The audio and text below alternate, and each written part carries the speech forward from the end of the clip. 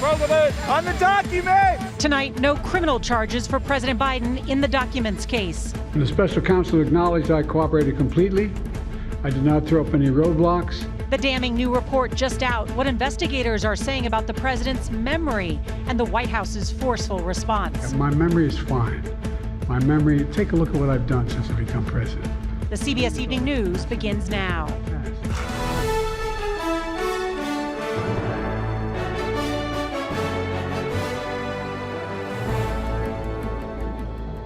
Good evening, I'm Nora O'Donnell, and we are live here in Las Vegas with just 3 days to go before Super Bowl 58 on CBS.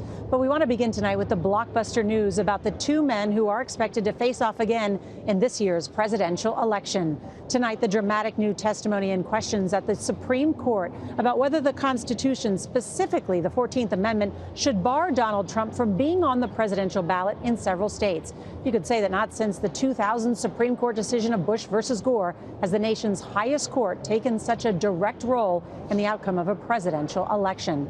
President Biden, too, facing questions tonight about his handling of classified documents from his time as vice president and senator. The long-awaited special counsel report just released included pictures of classified Afghanistan documents found in the garage near a dog crate. And while there are no charges, the report says Joe Biden disclosed classified materials when he was a private citizen. What could this all mean for the upcoming election just 9 months away? CBS's Catherine Herridge has the details from the report. The 345-page special counsel report is critical of President Biden over his handling of highly classified documents, including photos of records crammed into desk drawers, some in a damaged cardboard box in the garage at his Delaware home, others at a former office in Washington, D.C. Special counsel Robert Hur writes that Mr. Biden's conduct presented serious risks to national security. But Hur decided not to bring criminal charges because the evidence does not establish Mr. Biden's guilt beyond a reasonable doubt. The president responded this afternoon. Bottom line is the special counsel in my case decided against moving forward with any charges. And this matter is now closed. During the year-long investigation, special counsel investigators questioned 147 witnesses and collected over 7 million documents from Biden's time in the Senate as vice president and to the present day. Mr. Biden himself was interviewed by Hur, a former U.S. attorney, for 5 hours, who wrote that the president did not remember when he was vice president or when his son, Beau, died. If the president were charged, Hur wrote that he would likely present himself to the jury, as he did during his interview with our office, as a sympathetic, well-meaning elderly man with a poor memory. This evening, the president, in a hastily arranged press appearance, pushed back against Hur's charge that his memory is fading. My memory is fine. I've been president. I put this country back on its feet. The records included documents marked classified, as well as Mr. Biden's personal notebooks of national security briefings. The records contained highly sensitive intelligence sources and methods, military programs and capabilities of foreign terrorist groups. Hur emphasized that President Biden was cooperative, while former President Trump, who was charged in a separate investigation, allegedly did the opposite. Special counsel acknowledged I cooperated completely. Mr. Biden seized on that today. I did not throw up any roadblocks. I sought no delays. In fact, I was so determined to give special counsel what they needed, I went forward with a 5-hour in-person interview. And the White House is pushing back hard against Hur's comments about the president's memory, a signal the special counsel's observations about that may be the lasting headline from the report. Nora. Catherine Herridge outside the Justice Department, thank you. Well, now to the historic arguments today at the U.S. Supreme Court. At issue is whether former President Donald Trump is constitutionally ineligible to hold office again because of his actions surrounding the January 6th attack. And while there are no cameras allowed inside the nation's highest court, there is live audio that CBS's chief legal correspondent Jan Crawford says did give us some insight today in just how these justices may ultimately rule.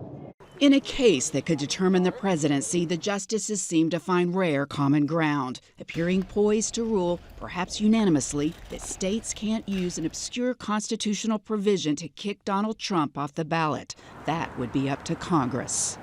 Liberal Justice Elena Kagan got right to the point.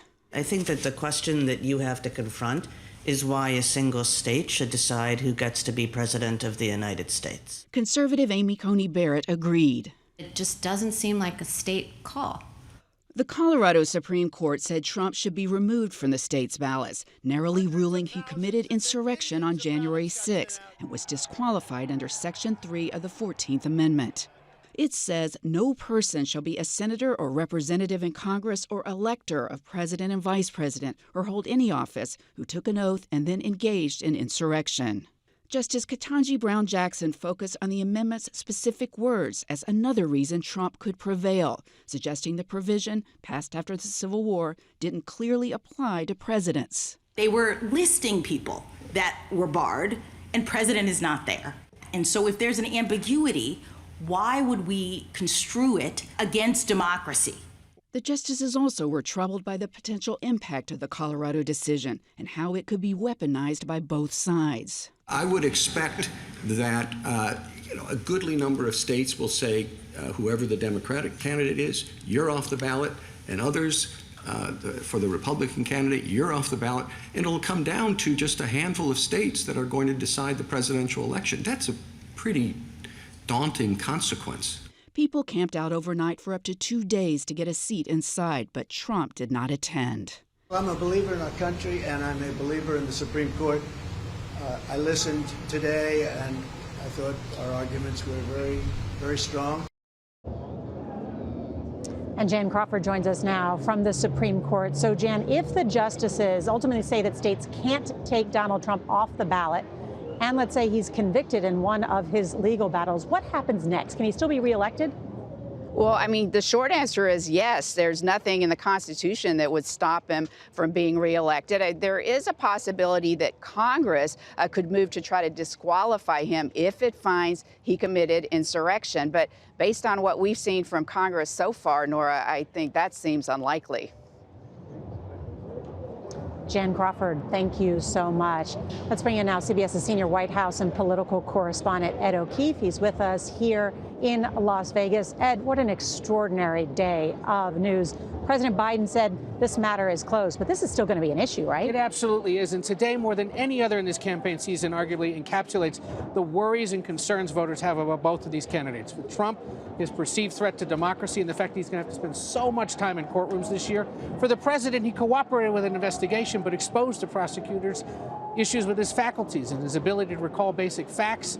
It's going to be catnip for his critics. Well, on that note, the special counsel report noted that President Biden had trouble recalling the dates when he was vice president and when his son, Beau, died.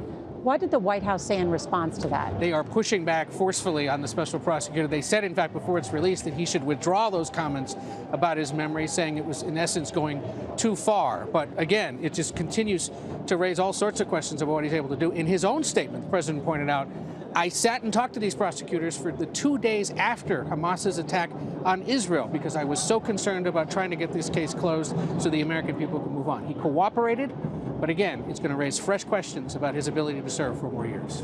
Ed O'Keefe, thank you so much. Let's turn now to the latest developments in the search for 5 missing Marines in the mountains outside San Diego. Authorities today said that its search is now a recovery mission after their remains were found this morning. They were killed when their helicopter went down during stormy weather late Tuesday night. CBS's Jonathan Vigliotti is at the scene with details. Nora, an active recovery mission is currently underway here in the San Diego mountains. It's been complicated by this weather and all of this rugged terrain. The bodies of the 5 U.S. Marines were discovered near the crash site. The Pentagon says it will release their names by tomorrow.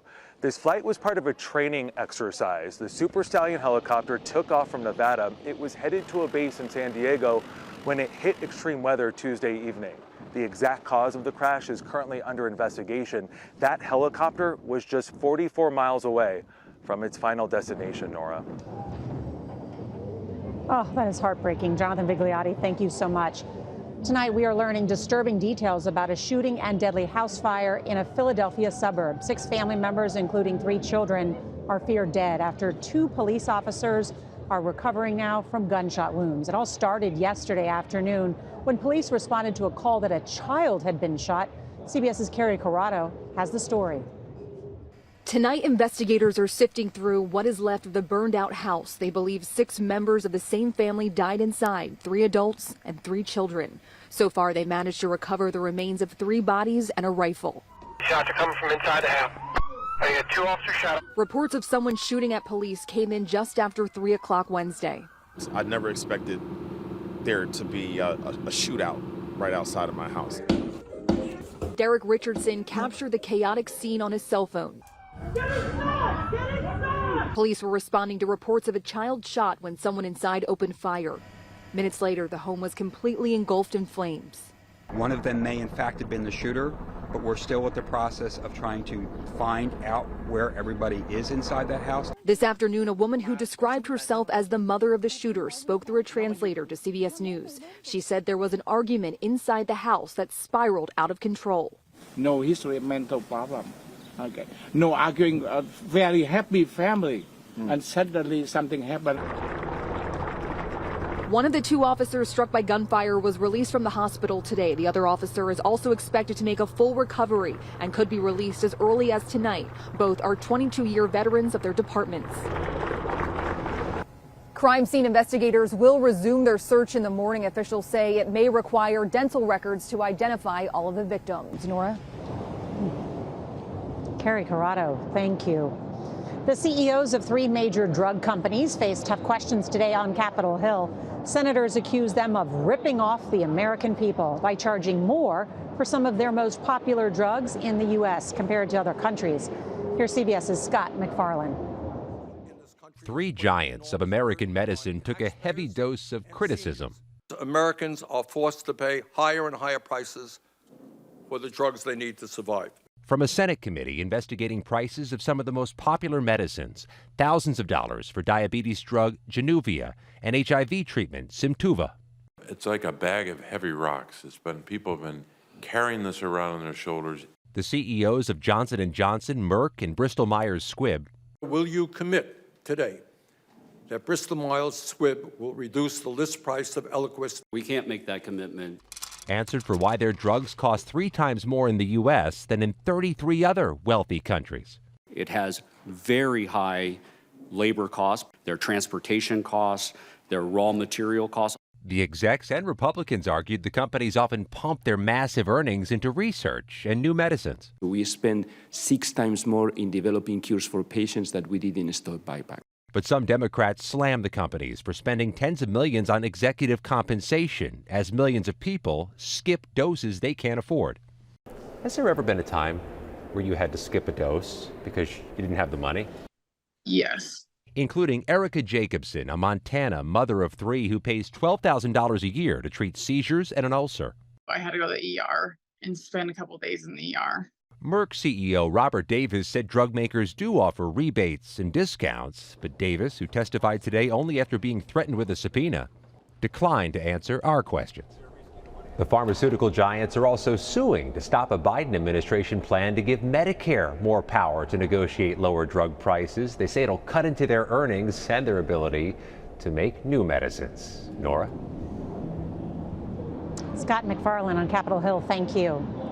Now to what brings us here to Las Vegas, the Super Bowl. The big game isn't just one of the biggest sporting events of the year. The host city becomes one of the biggest travel destinations. CBS's Chris Van Cleve reports on the turbulence in transporting 500,000 fans to Super Sunday. A trip to the Super Bowl turned most unlucky for JetBlue Flight 777. Canceled after 2 JetBlue planes had what amounts to a fender bender while de-icing this morning in Boston. We were hit by another aircraft. The other aircraft pulled in. Around 500,000 fans are flooding the Strip for Super Bowl 58. At Harry Reid International, airlines added 60 extra flights. John Mendez was hard to miss in baggage claim. Did you have to up the bling because it's Vegas? Of course. Go big or go home. Security has been stepped up. Thousands of local, state, and federal officers working to secure Sin City. Sunday is the Super Bowl, but Monday is our Super Bowl. The Henderson Executive Airport rolled out 18 extra acres of overflow parking for private jets. They expect 8 times more jets to park here. About 1,100 have been given slots to take off and land at 3 area airports. Likely a new record, says Aviation Director Rosemary Vasiliadis. Are all of your airports sold out on space?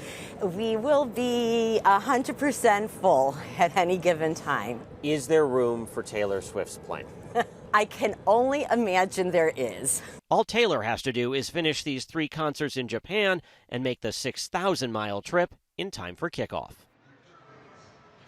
And fans who aren't Taylor Swift should expect gridlock on the ground. Most will be walking to the stadium. And when it comes time to go home, they think Monday will be the busiest day at this airport ever. Nora? Chris Van Cleve, thank you. A ride home from school takes a frightening turn when a bus flips on its side. We'll have the details next.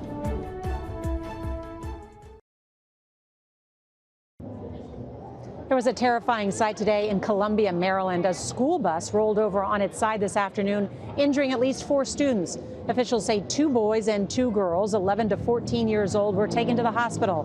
No other vehicles were involved, and there were no signs of driver impairment. The cause of the crash is under investigation.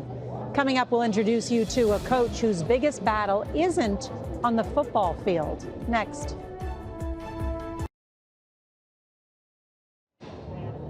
Back here in Las Vegas, the excitement is growing for the Super Bowl. In just a few days, the San Francisco 49ers and Kansas City Chiefs will battle for the Lombardi Trophy. But for one coach, this isn't his biggest battle. For Johnny Holland, that's a fight against cancer. And with America's most watched sporting event as the backdrop, he hopes to make a difference with his story. With just 3 days to go, it's crunch time for the San Francisco 49ers. Ball on the date, huh? Win or lose, linebackers coach Johnny Holland is cherishing every moment. Sunday is a great day because it's game day, but I found out now that every day is a great day. It's taught me a lot to see life in a different perspective.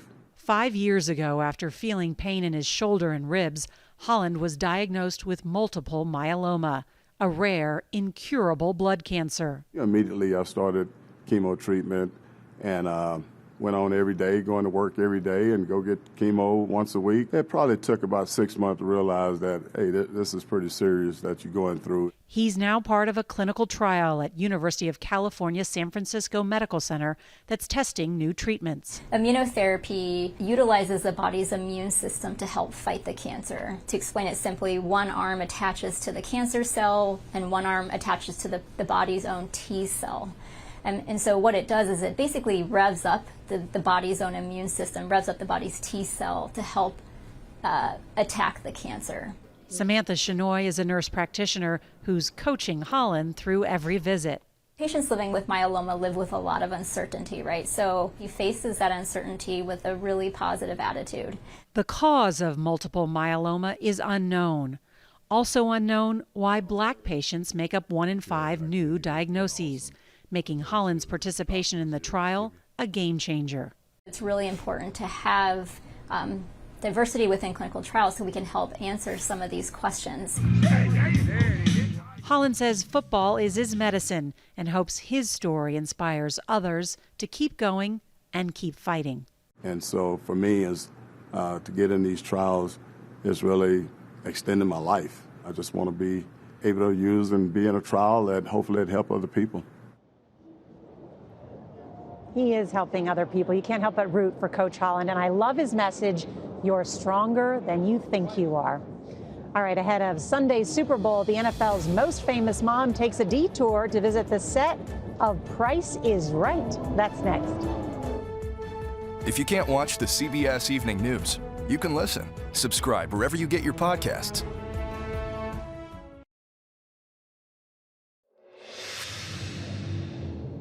The long-running and fabulous CBS game show The Price is Right had a special guest during last night's primetime episode, Donna Kelce. Well, you know her as mom to NFL players Jason and Travis Kelce, who introduced her as the First Lady of Football. Mama Kelce joined host Drew Carey for the Super Bowl-themed episode and helped give away a prize dubbed the Ultimate Fan Experience, in which a lucky winner will travel to see every game of their favorite NFL team next season. She toured the famous studio, and she even got a chance to spin the big wheel. Some of you may know this is one of my favorite shows. All right, that's tonight's CBS Evening News. I'm Nora O'Donnell in Las Vegas. Good night.